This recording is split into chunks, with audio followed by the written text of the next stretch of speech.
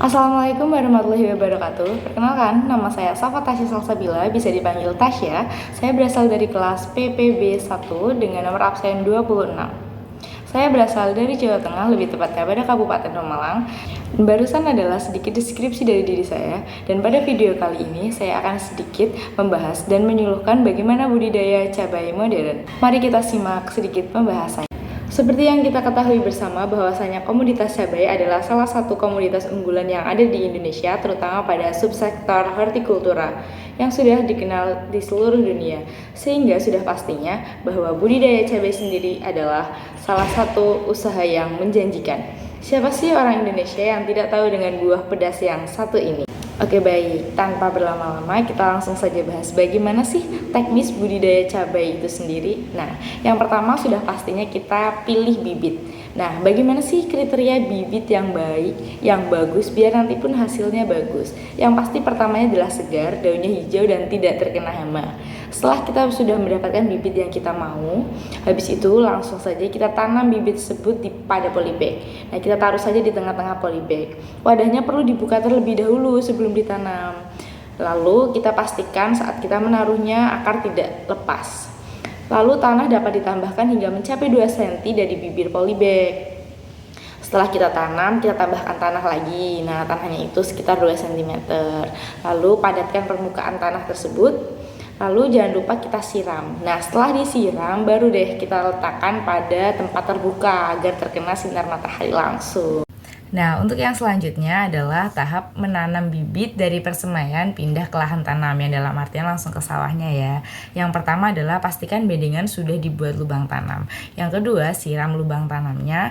Yang ketiga, pastikan kita memindahnya diusahakan di sore hari ya, agar tidak terlalu terik. Nah, untuk yang keempat, masukkan bibit cabai tersebut ke pada lubang tanam. Yang kelima, tutup kembali dengan tanah sampai menutup semua akarnya. Kita padatkan pada lubang tanam yang ada di bedengan. Yang keenam, lalu siram kembali secukupnya saja. Oke baik, barusan adalah teknis dari budidaya cabai itu sendiri. Nah, dari teknis budidaya cabai itu sendiri tidak akan lepas dari yang namanya pengairan. Nah, di sini akan sedikit saya tekankan pada pengairan. Mengapa judul di awal video saya sendiri adalah budidaya cabai modern. Disinilah yang akan saya katakan modern. Biasanya kita kalau dari pengairan dan penyemprotan pupuk dan pestisida, biasanya kita mengenakan manual ya, disiram gitu, lalu menggunakan alat yang manual. Nah, kita di sini akan menggunakan smart farming. Apa sih smart farming itu sendiri? Jadi smart farming sendiri adalah pertanian pintar. Pertanian pintar di sini adalah konsep manajemen bercocok tanam yang mengandalkan bantuan teknologi canggih seperti big data ya, atau penyimpanan cloud dan internet of things, jadi IoT. Jadi kita tidak akan bersusah payah ya untuk menggunakan dengan penggunaan smart farming ini. Jadi kita akan lebih efisien dari sumber dayanya, mulai seperti dari air, pupuk gitu. Dan pada smart farming ini menggunakan teknologi sensor. Jadi untuk pemantauannya itu real time, tidak perlu kita memantau langsung ya. Lalu meminimalisir limbah dan juga hemat biaya produksi pastinya. Jadi kita sebagai manusianya tidak akan terlalu capek ya untuk terus menggunakan tenaga yang besar untuk dari penyiramannya dan segala macam. Itu akan jauh lebih meminimalisir tenaga juga. Nanti saya akan perlihatkan ya video selanjutnya bagaimana smart farming itu, ada gambarannya kah, bagaimana kita akan terjun langsung melihat bagaimana contoh lahan yang sudah menggunakan smart farming itu sendiri. Seperti inilah contoh pengairan dari smart farming untuk komoditas cabai. Nah guys, selanjutnya kita sebagai petani muda yang masih belajar, mungkin masih awam dari awal bagaimana proses pada penanaman dan budidaya cabai itu sendiri.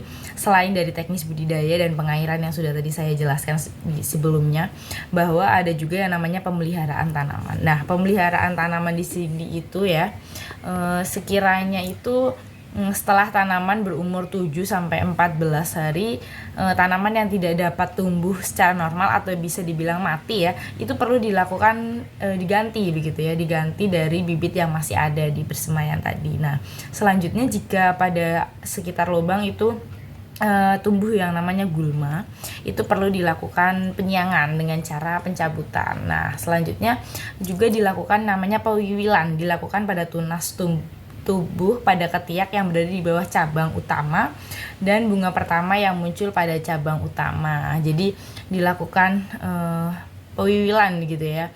Nomor yang selanjutnya adalah pengikatan batang yang berada di bawah cabang utama dengan tali plastik pada lanjaran atau ajir. Jadi ini tanaman begitu ya, memiliki batang utama. Nah, di sini ada cabang, itu di bawahnya kita ikat pada bambu-bambu yang berdiri-berdiri, itu namanya lanjaran atau ajir. Selanjutnya mungkin di sini saya akan menjelaskan dan memberi contoh satu penyakit dan satu hama yang mungkin akan menyerang tanaman cabai itu sendiri. Yang pertama ada ulat geraya. Pada tanaman cabai bisa menyerang daun, buah, dan tanaman yang masih kecil. Untuk tindakan pengendalian itu dianjurkan menyemprot pada sore hari atau malam hari dengan insektisida biologi Turex WP bergantian dengan insektisida Raidox 28EO atau insektisida Direot. Jadi ulat geraya ini tuh memang menyerang ya, akan memakan daun dan juga buah nantinya.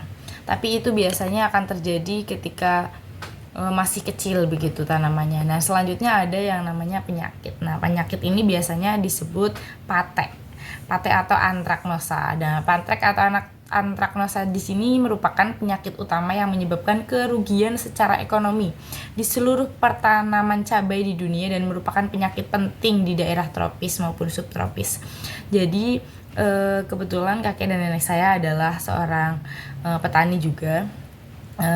Mereka sangat mengkhawatirkan cabainya itu jika terkena penyakit tersebut, sangat takut begitu ya, dan katanya penyakit ini pun juga menular. Jika tidak segera diatasi, maka akan menular dan menyebar ke tanaman-tanaman yang lainnya begitu. Nah, di sini saya juga akan menjelaskan bagaimana proses panennya ya. Buah yang padat dan berwarna merah menyala itu artinya sudah siap panen ya.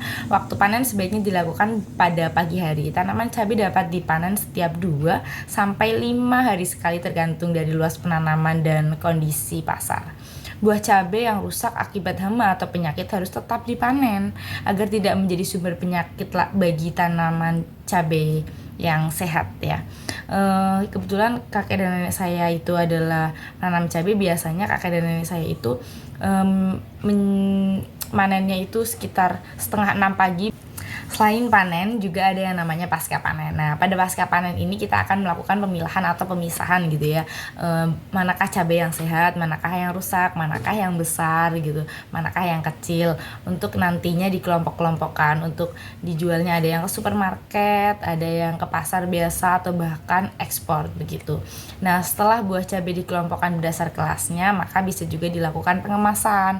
Nah, pengemasan ini berfungsi untuk melindungi buah cabai dari kerusakan selama pengangkutan atau perjalanan untuk dipasarkan begitu. Nah, kemasan yang dibuat itu diusahakan memberikan ventilasi begitu ya. Nah, cabai itu siap didistribusikan ke konsumen dalam keadaan segar. Nah guys, selanjutnya selain cabai itu bisa didistribusikan dalam bentuk buah segar, bisa juga loh dijadikan produk olahan dari cabai. Nah, produk olahan dari cabai itu bisa jadi keripik cabai. Nah, pasti bayangannya pedas ya, ini untuk pecinta-pecinta pedas ya. Selanjutnya ada sambal kemasan. Nah, mungkin ada juga yang dijadikan oleh-oleh ya, keluar negeri bawa sambal gitu dalam bentuk kemasan gitu. Nah, selanjutnya ada juga bumbu instan cabai, biasanya bubuk-bubuk itu. Nah, jadi untuk pencinta-pencinta pedas, nah, silahkan bisa juga. Jadi tidak melulu yang namanya ekspor atau penyebar luasan cabai itu berupa buah yang segar begitu. Cabai juga bisa dijadikan olahan yang pastinya akan lebih tahan lama. Oke baik, sepertinya sekian video tugas penyuluhan dari saya, Safatasi Salsabila. Sedikit pantun dari saya, hari panas sawah membelah, hutan rimba di Malaysia. Maafkan kalau ada salah, namanya juga manusia. Oke baik, wabillahi taufiq wal hidayah. Wassalamualaikum warahmatullahi wabarakatuh.